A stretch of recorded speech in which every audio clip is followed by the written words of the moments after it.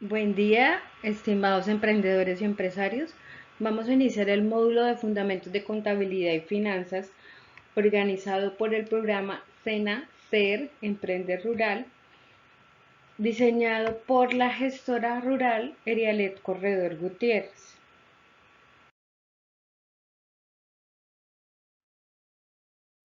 Los estados financieros de la empresa constituyen el medio por el cual la empresa suministra información financiera a los diferentes interesados, tanto internos como externos, a la misma.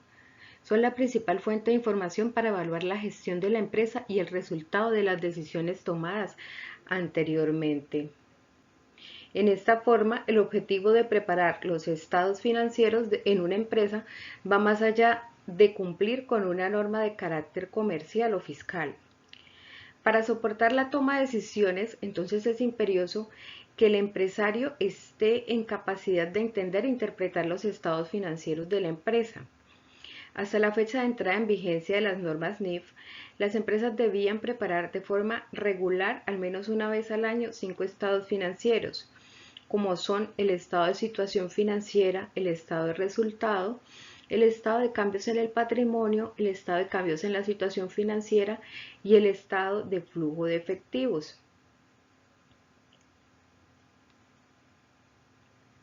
En ocasiones los estados financieros se preparan con un propósito particular para dar respuesta a las necesidades de información de algunos usuarios. En estos casos se denominan estados financieros de propósito especial, dentro de los cuales se pueden mencionar el balance de inicio, el balance de liquidación, los estados financieros con cortes mensuales, los estados de costo, el estado de inventarios y los estados financieros por línea de productos u otros.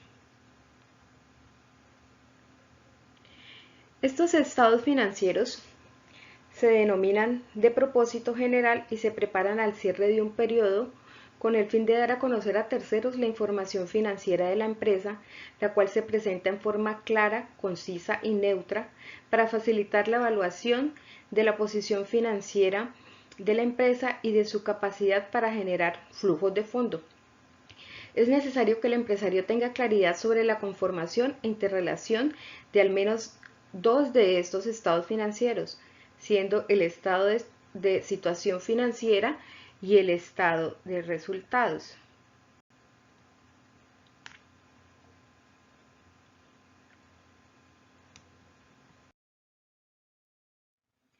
Bajo la concepción financiera básica, las inversiones de la empresa se denominan activos y es función de la administración financiera definir la estructura de estas inversiones para asegurar la adecuada gestión de la empresa, definición que se soporta sobre la revisión y el análisis de las operaciones pasadas de la empresa, de sus proyecciones a futuro y se encuentran estrechamente relacionadas con los planteamientos estratégicos de la misma. Las inversiones pueden clasificarse en función de su uso, en función de su plazo, en función de su rentabilidad, etc., consideradas desde la óptica de los activos de los cuales la empresa debe disponer y usar para el desempeño de su gestión. Las inversiones se clasifican en inversiones de corto plazo, inversiones fijas, inversiones de largo plazo y otras inversiones. De igual forma, desde la concepción financiera, las inversiones de la empresa se clasifican en activos de corto plazo, activos fijos, inversiones permanentes y otros activos. Bajo las normas NIF para pymes, un activo es un recurso controlado por la entidad como resultado de sucesos pasados del que la entidad espera obtener en el futuro beneficios económicos. Y los activos se clasifican en activos corrientes y activos no corrientes.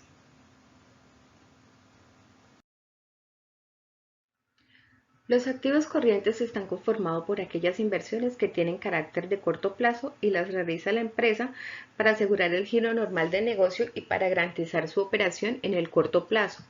Dentro de estas inversiones se encuentran los dineros que la empresa destina para disponer de inventarios y los que destina para financiar parcialmente las compras que le hacen a sus clientes, lo que corresponde a la cartera. Las principales cuentas que conforman el activo corriente de la empresa son 4. Caja y bancos. inversiones temporales, cuentas por cobrar y el inventario. La caja y bancos es más conocido como el disponible, que es el dinero que la empresa tiene disponible al momento del corte de la información en la caja y en las cuentas bancarias. Las inversiones temporales son aquellas colocaciones que realiza la empresa en el corto plazo y sobre las cuales obtiene algún rendimiento. En las inversiones temporales se clasifican las inversiones en títulos, valores y documentos financieros. Las cuentas por cobrar corresponden al saldo pendiente de recaudar sobre la venta a crédito que realiza la empresa, lo que es cartera y cuentas por cobrar comerciales, más el importe de cuentas que la empresa espera recaudar en el corto plazo, es decir, antes de un año. El inventario es el detalle completo de las cantidades y valores correspondientes de materia prima, productos en proceso y productos terminados que dispone la empresa en la fecha de corte de los estados financieros. Las correctas decisiones sobre los volúmenes de los activos de corto plazo y la clara definición de políticas de administración de los mismos contribuyen a mantener niveles de efectivo concordantes con la operación de la empresa.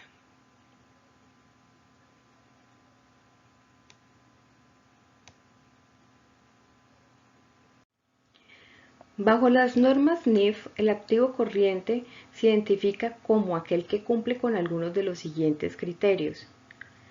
Primero, se espera realizar, se pretende vender o consumir en el transcurso del ciclo normal de la explotación de la entidad. Segundo, se mantiene fundamentalmente con fines de negociación. Tercero, se espera realizar dentro del periodo de los 12 meses posteriores a la fecha del balance. Y cuarto, se trata de efectivo u otro medio equivalente al efectivo, salvo que su utilización está restringida y no puede ser intercambiada ni utilizada para cancelar un pasivo por un periodo mínimo de 12 meses después de la fecha del balance. En empresas comerciales no existen inventarios de materias primas ni de productos en proceso, solo se maneja el inventario de mercancías disponibles para la venta. Por norma general, en las empresas de servicio no hay inventarios de alguna clase. Sin embargo, en las empresas de consultoría, de desarrollo de software y en general, las empresas que prestan servicio mediante el desarrollo de proyectos acumulan inventarios de contratos en ejecución donde registran todos los costos de desarrollo de estos proyectos que no han sido facturados a la fecha de presentación de los estados financieros. Los activos fijos corresponden a las inversiones de capital que realiza la empresa y abarcan conceptos de maquinaria, equipos de plantas, equipos de oficina y muebles utilizados para el desarrollo de las actividades de la empresa y en general activos comprometidos con las actividades generadas de ingreso por la empresa. En algunos casos estos activos pueden tener carácter de intangibles como las patentes cuando son necesarias para la producción de los bienes que la empresa fabrica y comercializa o los derechos de explotación en el caso de las minas. El establecimiento de políticas, normas y prácticas claras y precisas para administrar las inversiones fijas asegura su capacidad de contribuir a generar ingresos y rentabilidad de la empresa. En el caso de empresas extractivas y manufactureras, la inversión en activos fijos representa sumas importantes de dinero que exigen un cuidado especial de la inversión y realizar presupuestos detallados de inversión que incluyan los desembolsos que la empresa debe hacer en relación con la adquisición de activos, es decir, los desembolsos relacionados con la disponibilidad del activo en la plana de la empresa, relacionados con transporte y gastos de nacionalización, los desembolsos relacionados con la puesta en marcha del activo y los desembolsos relacionados con el aseguramiento de la operación normal del activo.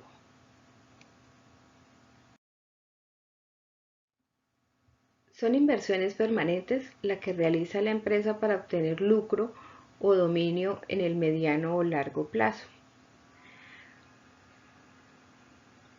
Se clasifican como otros activos aquellos que no pueden ser clasificados en alguna de las anteriores categorías. Ejemplo de activos incluidos en este grupo son los gastos pagados por anticipado, las acciones en clubes sociales, las obras de arte adquiridas como elementos decorativos y las inversiones diferidas no generadas del ingreso.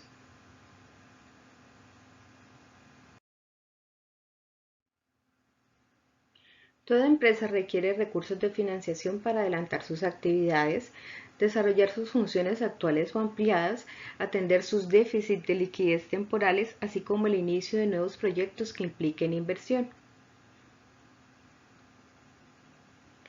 Bajo la óptica financiera, los pasivos se clasifican en función de su exigibilidad en tres grupos: pasivo corriente, pasivo de largo plazo y otros pasivos. Bajo la NIF para pymes, un pasivo es una obligación presente de la entidad surgida a raíz de sucesos pasados, al vencimiento de la cual espera desprenderse de recursos que incorporan beneficios económicos.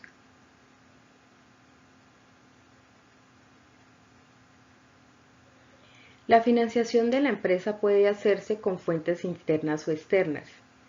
Internas, cuando son el resultado de sus operaciones o cuando corresponden a aportes de capital hechos por los socios y registrados contablemente como patrimonio de la empresa, y externas cuando corresponden a recursos que provienen de instituciones o personas ajenas a la empresa y que se registran contablemente como pasivos de la empresa. Algunos pasivos de la empresa generan un costo financiero, lo que llamamos un interés, y otros no. Por lo general tienen costos financieros los préstamos recibidos de las entidades financieras o de terceros, y no tienen costos financieros las obligaciones surgidas en desarrollo de operaciones comerciales y cumplidas dentro del plazo acordado. Ejemplos de pasivos sin costos financieros son los proveedores, los impuestos causados, algunas obligaciones laborales como las primas y las vacaciones.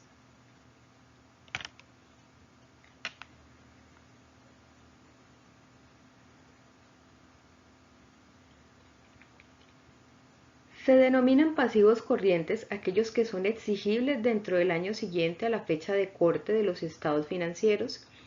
Desde la óptica financiera se clasifican como pasivos corrientes los pagos pendientes a proveedores, los impuestos por pagar, los intereses por pagar, los préstamos recibidos a corto plazo y la porción correspondiente a préstamos recibidos a largo plazo, entre otros. Se clasifican como pasivos de largo plazo todos aquellos cuya exigibilidad es posterior a 360 días. En este concepto se incluyen las porciones no corrientes de las obligaciones financieras de largo plazo.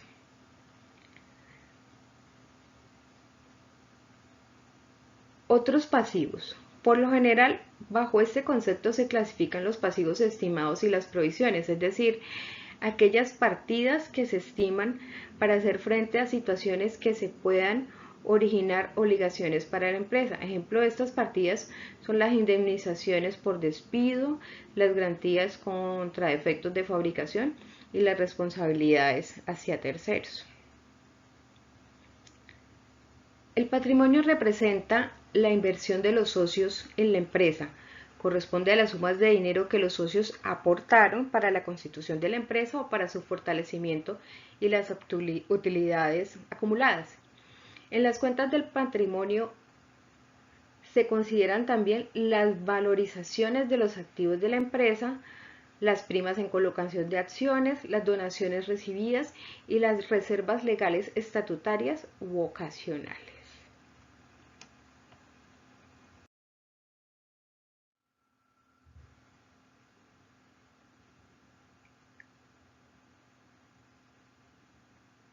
La estructura de operación de la empresa hace referencia a la forma como la empresa genera utilidades, la forma como los ingresos que recibe por su facturación cubre costos y gastos para dejar utilidad o pérdida al final del periodo en análisis.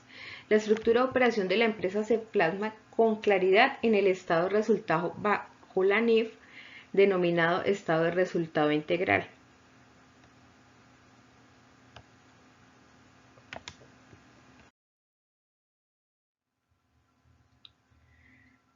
La utilidad bruta en ventas corresponde a la diferencia entre el ingreso operacional y el costo de venta. Se consideran ingresos operacionales de la empresa aquellos que provienen de la venta de bienes o de la prestación de servicios relacionados con la actividad principal de la empresa. De los ingresos de operación se descuentan ingresos incluidos en las facturas realizadas por la empresa, pero descontados en el desarrollo de la transacción comercial y registrados como descuento en la misma factura comercial, como por ejemplo los descuentos por volumen. Es decir, el ingreso operacional hace referencia al ingreso neto disminuido de los descuentos de carácter comercial. Así pues, los costos representan los gastos en los cuales incurre la empresa para entregar un bien o servicio a su cliente.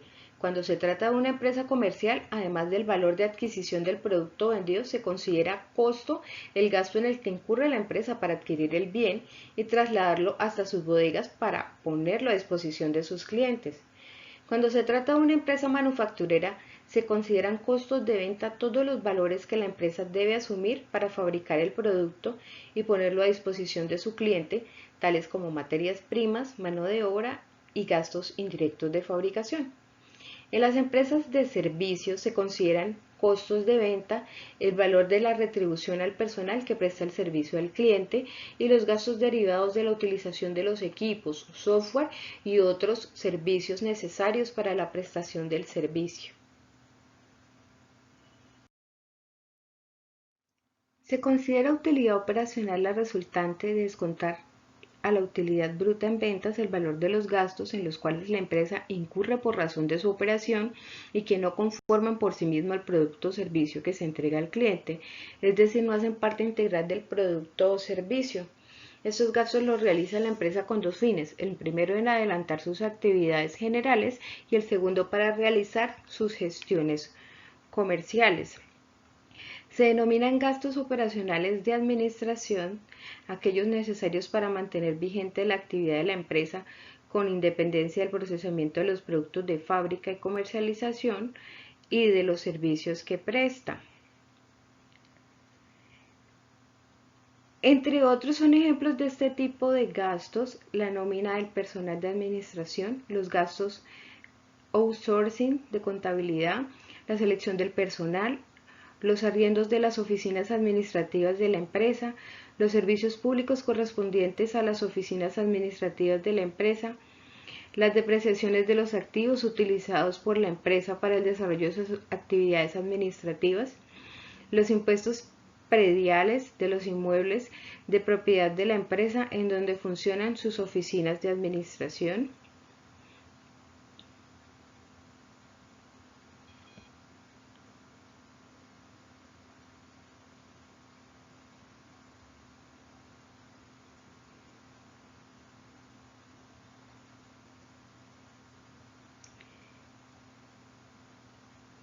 se clasifican como gastos operacionales de venta aquellos que realiza la empresa con el objetivo de vender o distribuir los bienes o servicios que produce o comercializa. Entre otros se clasifica como gastos de venta, la nómina del personal de ventas, las comisiones por la gestión comercial, el impuesto del ICA, la publicidad, los arrendamientos de los locales comerciales, las depreciaciones de los activos utilizados por la empresa para desarrollar sus actividades comerciales, los servicios públicos de los locales, los servicios de vigilancia y los impuestos prediales de los inmuebles de propiedad de la empresa destinados a oficinas comerciales. Es frecuente que las empresas en una misma locación utilicen para adelantar funciones comerciales y funciones administrativas al mismo tiempo. Asimismo, una misma persona puede dedicarse parte de su tiempo a labores comerciales y a labores administrativas.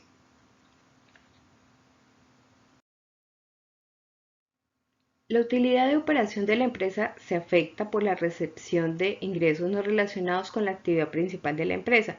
Estos ingresos se denominan ingresos no operacionales y entre ellos se encuentran los rendimientos sobre inversiones temporales o permanentes, los arrendamientos sobre inmuebles de propiedad de la empresa y no utilizados para su operación y la utilidad en ventas de activo entre otros.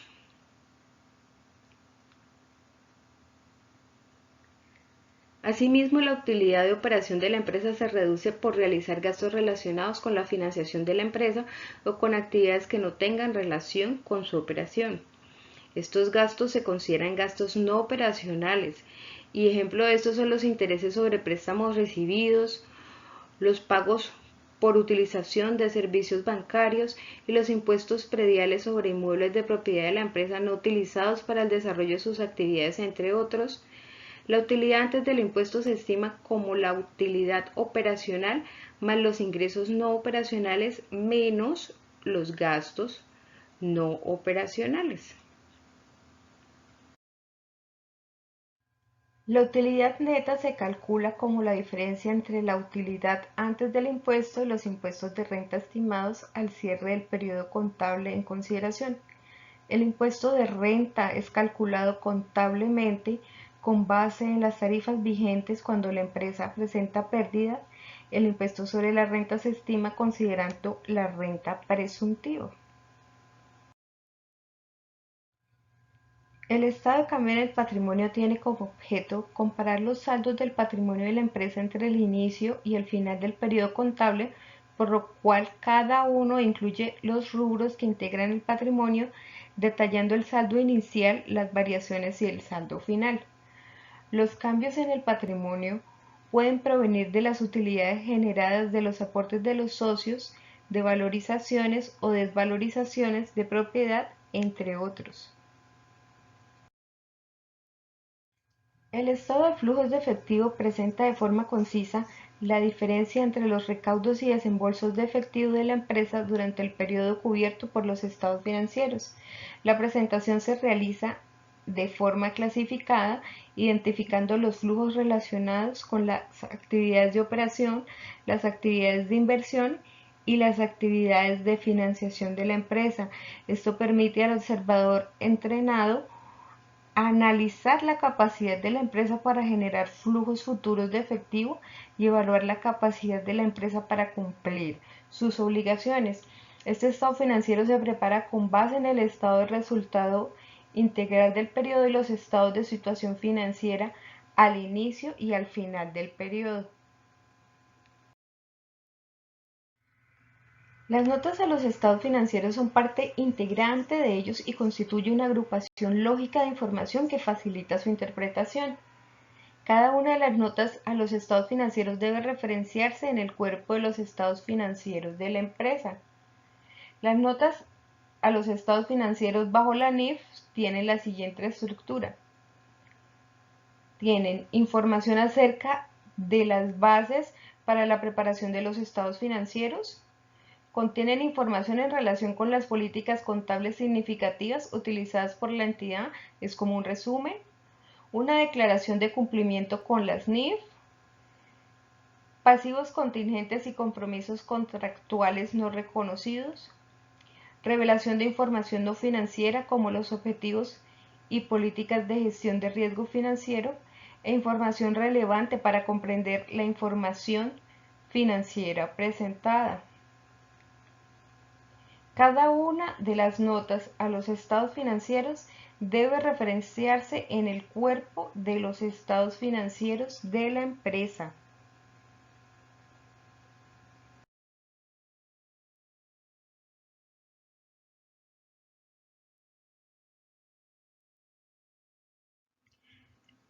La NIF no establece en un catálogo de cuentas de uso obligatorio porque el espíritu de la norma se centra en el reconocimiento de los activos y en el tratamiento de las transacciones que lo generan.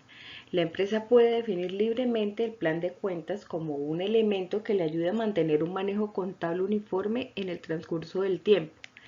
El BUC o Plan Único de Cuentas define 4 niveles para estructurar la información contable y la codificación del catálogo de cuentas está estructurado sobre la base de los siguientes niveles: la clase, el grupo, la cuenta y la subcuenta.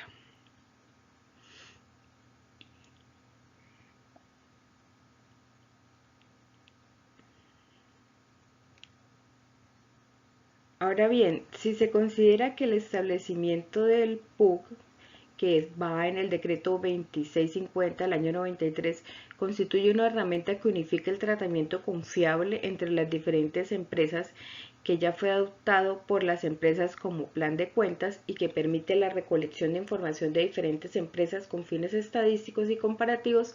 Resulta una ventaja continuar trabajando con el PUC establecido en este decreto sin que ello constituya una obligación para la empresa.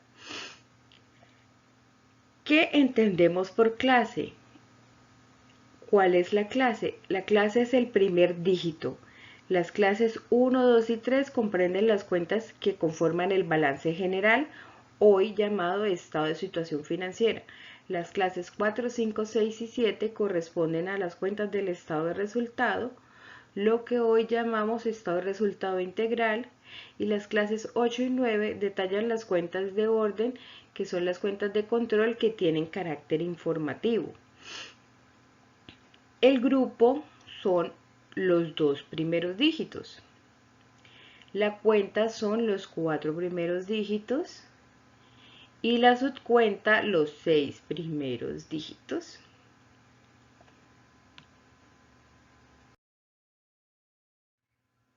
La diferencia entre costo y gasto exige el análisis cuidadoso de la razón que los genera. En términos generales, los costos están ligados a la producción o disponibilidad de un bien o servicio, con independencia del momento en que se realizará su enajenación, razón por la cual, cuando se reconocen, se acumulan los inventarios y solo afectan la utilidad si el bien o servicio es vendido a terceros. Los gastos están ligados a la operación de la empresa durante un periodo con independencia de sus procesos de producción de bienes o servicios. Su reconocimiento se efectúa en periodos específicos durante los cuales se afecta la generación de utilidades de la empresa.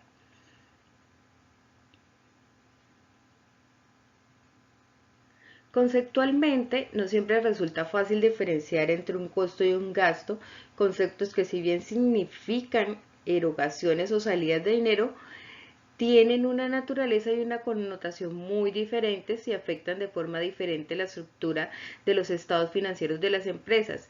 El costo se acumula en el inventario y se refleja como un activo corriente en el estado de situación financiera, y afecta el estado de resultado integral cuando contablemente se reconoce la venta del bien o servicio producido. El gasto se refleja de forma directa en el estado de resultado integral. Cuando se paga por anticipado, conforma temporalmente el activo y la afectación del estado de resultado. Se efectúa periódicamente en función de tiempo por el gasto realizado,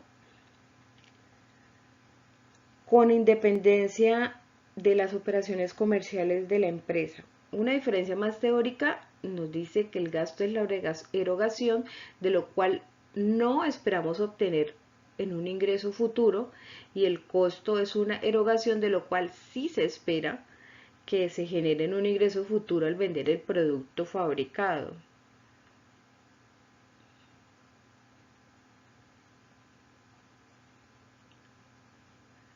Los conceptos que se incluyen en el costo varían en función de la clasificación de la empresa como comercial, manufacturera o de servicios.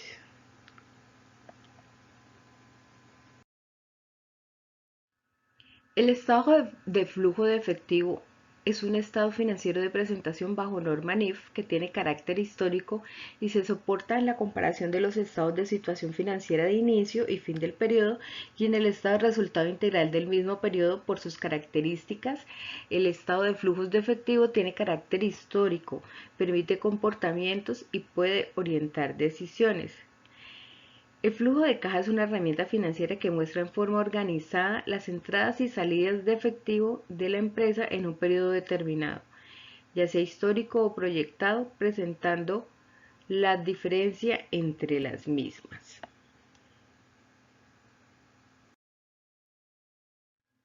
Así presentado, el flujo de caja proyectado predice el comportamiento de la caja en un periodo, soportando con ello el análisis y las decisiones relacionadas con 6 ítems principales.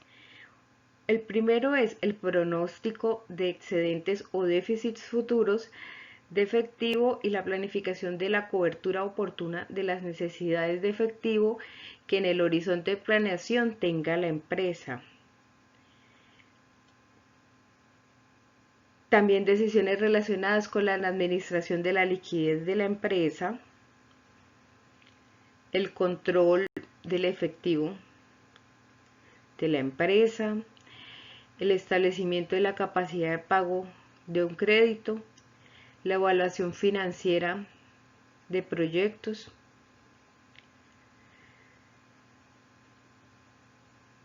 la valoración financiera de una empresa,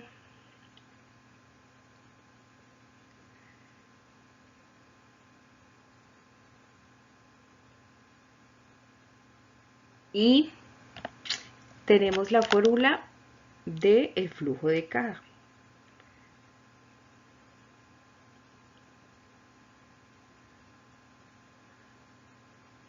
Cuando el flujo de caja se le adiciona el saldo de caja al inicio del periodo, se obtiene el saldo de caja al final del mismo periodo.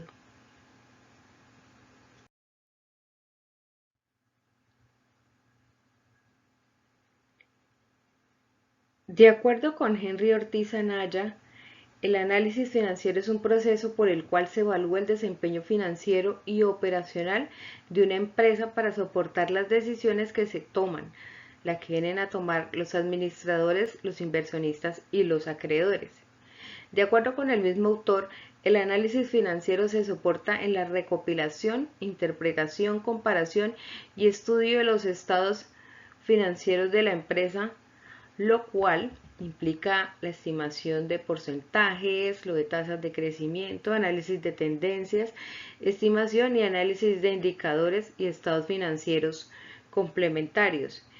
¿Qué preguntas busca responder el análisis financiero?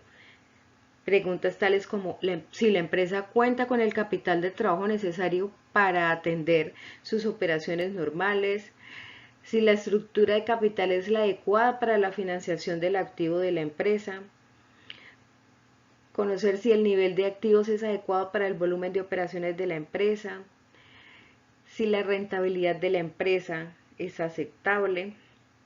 Las respuestas a estas y otras preguntas son de interés para la administración de la empresa para autoevaluar su gestión, evaluar el desempeño de líneas de producto y tomar decisiones en aspectos relacionados con evolución de costos y la orientación de los procesos y planes de la empresa. Los procesos de análisis financiero les permiten a los inversionistas, los socios o accionistas, evaluar la capacidad de la empresa para generar utilidades y analizar la estructura del capital en la empresa a la luz de parámetros de rentabilidad y riesgo. En la ejecución del análisis financiero debe tenerse presente que los estados financieros que constituyen la materia prima del análisis financiero son el estado de la operación de la empresa, es decir, presentan el resultado económico de las acciones adelantadas por la empresa. Esto significa que el análisis financiero debe hacerse integralmente a la luz de entendimientos de las políticas y acciones de la empresa en el periodo correspondiente a los estados financieros analizados y a la luz de los hechos económicos y políticos que afectan el entorno de la empresa.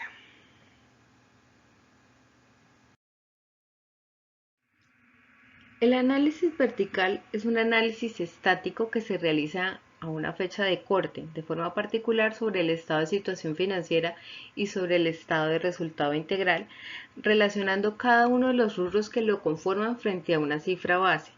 Este tipo de análisis considera la participación de cada rubro sobre la cifra base, es decir, la composición vertical del estado financiero en análisis.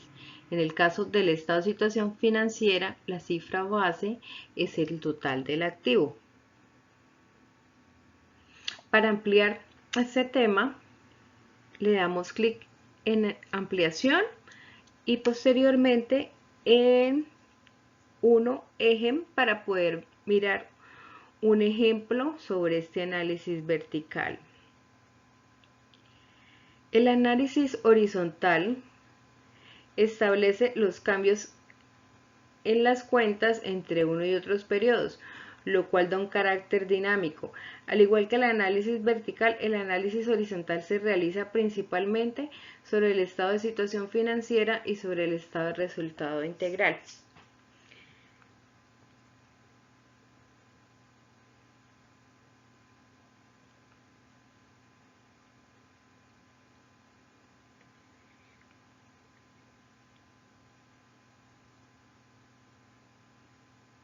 Los indicadores financieros o razones financieras constituyen una de las bases más utilizadas en el ejercicio del análisis financiero. La estimación de los indicadores financieros se soporta en fórmulas que establecen relaciones entre dos cantidades que corresponden a cifras del estado de resultado integral y del estado de situación financiera, lo que llamábamos el balance de la empresa. En cada uno de estos grupos hay múltiples indicadores que pueden ser utilizados. Para efectos prácticos, para este informe, solamente hemos extraído alguno de ellos. Debe anotarse que en función de sus objetivos de análisis y de las características que tenga su empresa, o el analista pueden definir indicadores complementarios que satisfagan sus necesidades de observación y análisis. Los indicadores de liquidez miden la capacidad que tiene la empresa para cancelar sus obligaciones de corto plazo. En la práctica, estos indicadores evalúan la empresa bajo un escenario estático, analizando su capacidad de pago de obligaciones de corto plazo, sin considerar que la empresa mantiene su actividad comercial.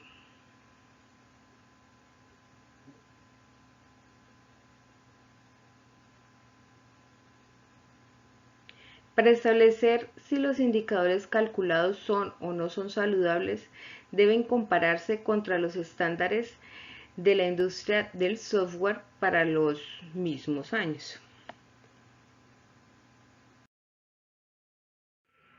Los indicadores de actividad o de rotación miden la eficiencia con la cual la empresa utiliza sus activos para generar ingresos. La estimación de estos indicadores de actividad para la empresa, ejemplo que tenemos como SMART, muestra que en el 2016 al 2018 se deterioró la eficacia de la empresa para utilizar sus activos. Como resultado del incremento del número de días de los clientes toman para pagar sus cuentas, de 76 días en el 2016 a 113 días en el 2018. El ciclo de efectivo de Smart se incrementó de 79 a 125 días, lo cual representa un incremento del riesgo financiero a pesar de mantener indicadores de liquidez razonable.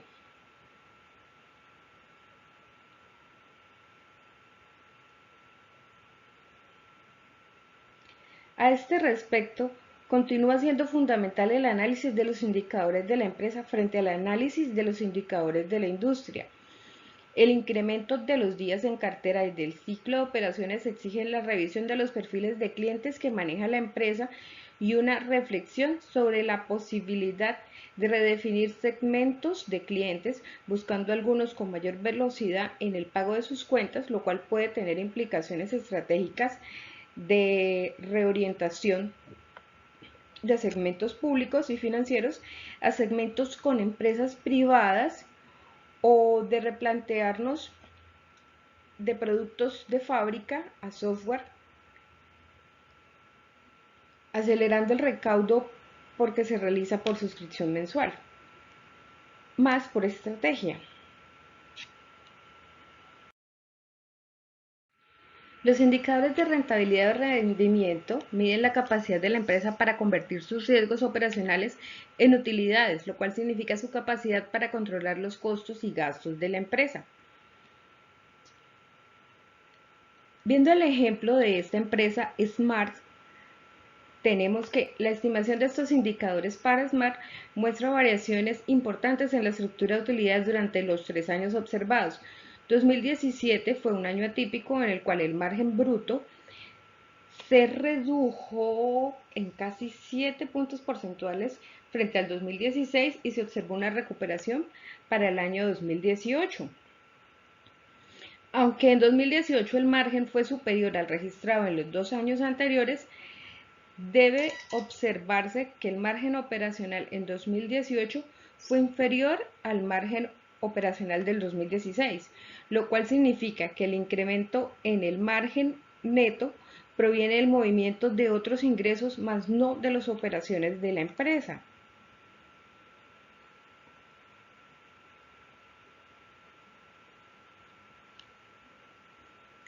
La variación que se observa en el margen operacional entre el 2016 y el 2018, pasando por una reducción de más de 6 puntos en el 2017, confirma la observación realizada en el análisis horizontal cuando se encontró la posibilidad de que la reducción en ventas hubiera conducido a realizar ajustes en la estructura de costos y gastos de la empresa, los cuales presentan un retraso frente a la reducción en ventas, puesto que normalmente tiene un carácter reactivo, porque la reducción en ventas no es una situación que se proyecte como anticipado.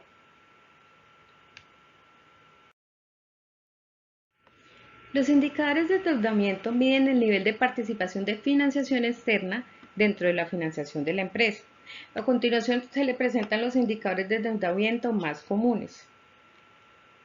En el caso de Smart, que es la empresa que estamos estudiando, el nivel de endeudamiento en el 2017 se reduce, lo cual es consecuente con la reducción de la cartera que se observa al cierre del año.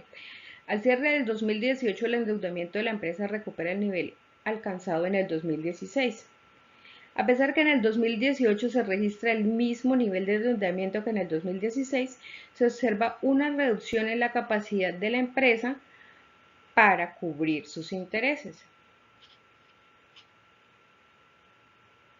A este respecto debe mencionarse que el nivel de endeudamiento es estático, calculado a la fecha de corte de los estados financieros, mientras la cobertura de interés se estima sobre un periodo anual completo, lo cual puede significar que durante el año la empresa manejó niveles de endeudamiento superiores a los presentados al final del año, que en su estructura de financiación en 2018 tuvo mayor participación de pasivos con costo o que las tasas de interés reconocidas en 2018 fueron superiores a las del 2016. Estas posibles explicaciones deben corroborarse con la administración de la empresa antes de emitir un concepto sobre el riesgo financiero derivado de la reducción en el indicador de cobertura de intereses.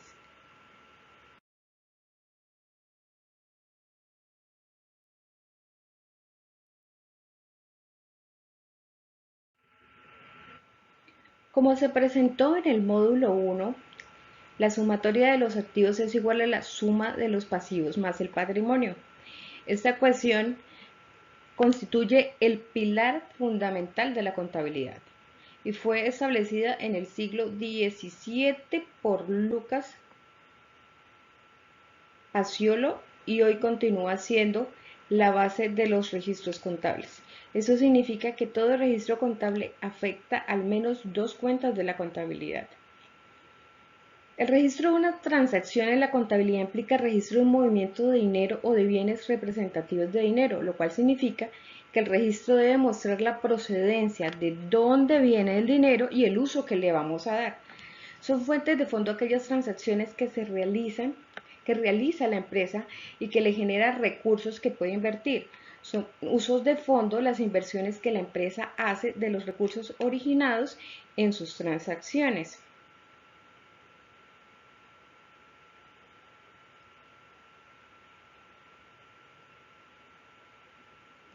Una ilustración sencilla de fuentes y usos de fondos es la que les presento.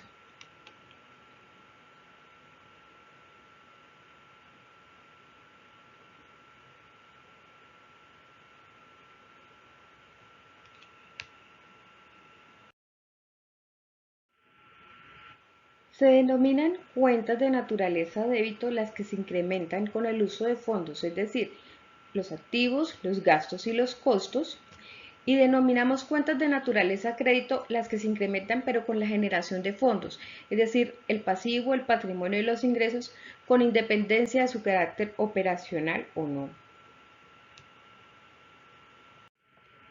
Contablemente se denominan débitos a los movimientos correspondientes a usos de fondos y se denominan créditos a los movimientos correspondientes a fuentes de fondos. Para mantenerse la ecuación fundamental de la contabilidad, todo registro contable debe sumar valores iguales en registro de débito y en registro de crédito.